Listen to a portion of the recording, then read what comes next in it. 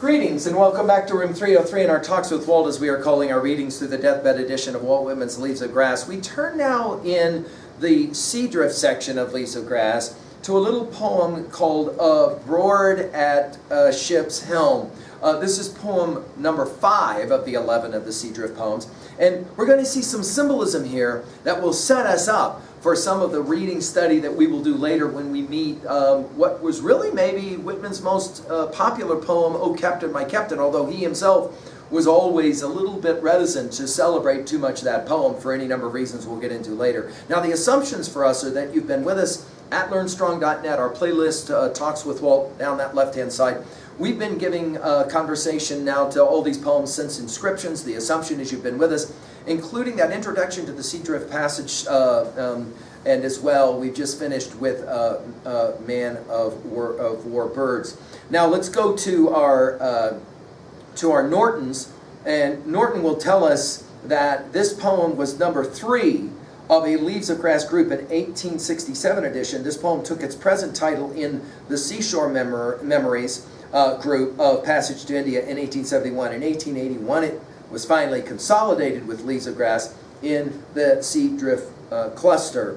It's a very short little poem, but I think there's one or two very interesting things happening. Of course, a helm is the wheel, the tiller, or the wheel of a ship, and helm is used in Thou Mother with Thy Equal Brood. We've already mentioned the idea of "O Captain, My Captain" as being singular. The symbolism of the ship of state is what we're playing with here. We should also point out, notice that we're going to have some interesting kind of stanzas that are created here at 2B. We can point that out.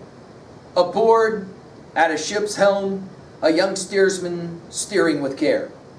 Through fog on a sea coast, dolefully ringing, an ocean bell. Oh, a warning bell rocked by the waves. Oh, you give good notice indeed, you bell by the sea reefs ringing, ringing, ringing, to warn the ship from its wrecked place.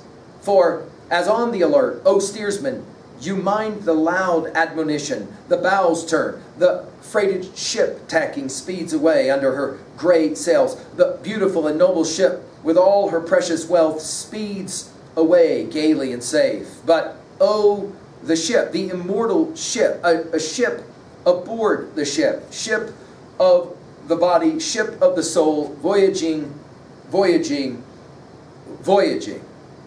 Now, for those of you who are saying, you know, there's some serious echoes going in here. Where do I go to find that? Well, you can obviously go back to the inscription section. I just turned there, and you'll remember in Cabin Ships at Sea that this is we're playing very similar kind of game here. Notice we begin with aboard at a ship's helm, the ship of state, obviously. A young, it's interesting that it is the word young. Here, of course, the point that Whitman is making is that America is a very young nation. A young steersman steering with care, and hopefully this is the goal, right?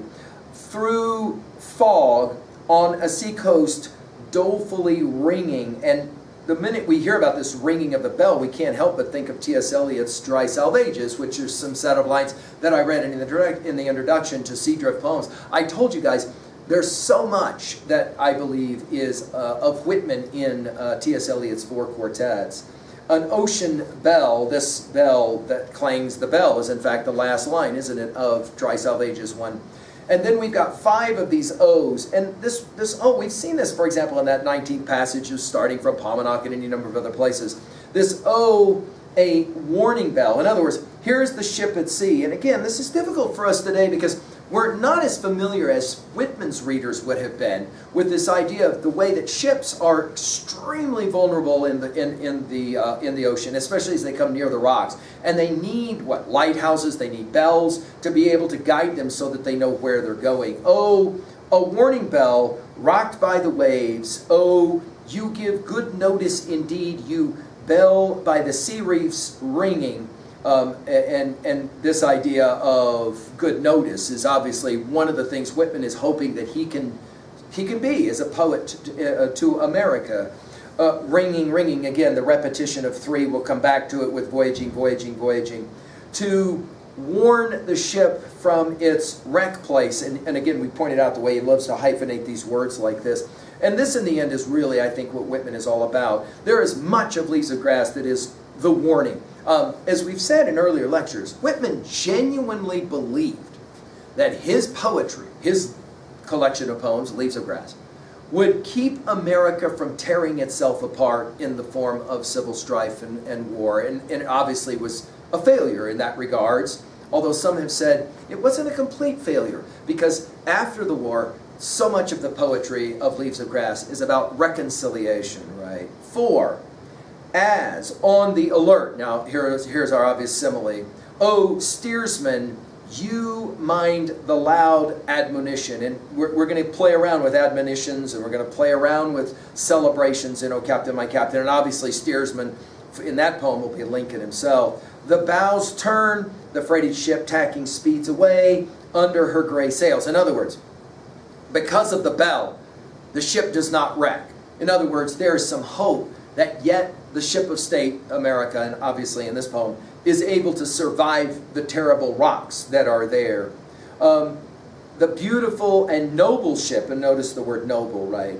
With all her precious wealth, and here, as we've said many times, Whitman was obviously impressed with the wealth of America, financial wealth of America, but he was far more impressed with the wealth of soul or spirit of the American people. So here it's noble ship with all her precious wealth, speeds away gaily and safe. By the way, notice that the word gaily and the word gray are juxtaposed. I mean, he's playing games all the time. Like I said, he's a great poet, and I think he's having a bit of fun always while he's doing this. But oh, the ship, the immortal ship, and then notice the use of the exclamation points. Oh, ship aboard the ship. In other words, the real ship. That is to say, the nation.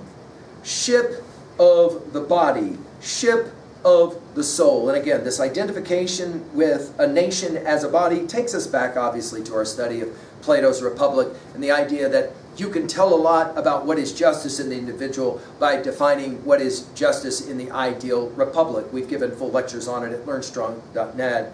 And then finally, the last three words, repetition, voyaging, voyaging, voyaging, will not only remind us of the Odyssey, Homer's Odyssey, but as well, I think, and there's a whole lot of Socrates here in this poem referencing through, of course, Plato's Phaedo. And we've given a full lecture on that as well at learnstrong.net. The idea that Socrates is ready to go on his next voyage when he drinks his hemlock shake, and off he goes. And of course, his students are all like distraught, while he's giddy, almost excited about the fact he's ready to take this next Odyssey.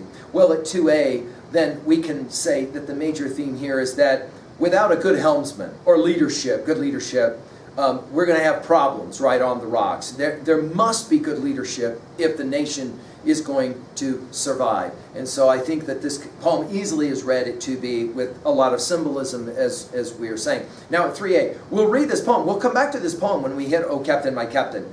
We've mentioned as well at 3a the Odyssey and Plato's Phaedo. Finally at 3b, what are your views about this one? Has America had and enjoyed good steersmen, good leadership? What's your view of that? Are we still voyaging as a nation?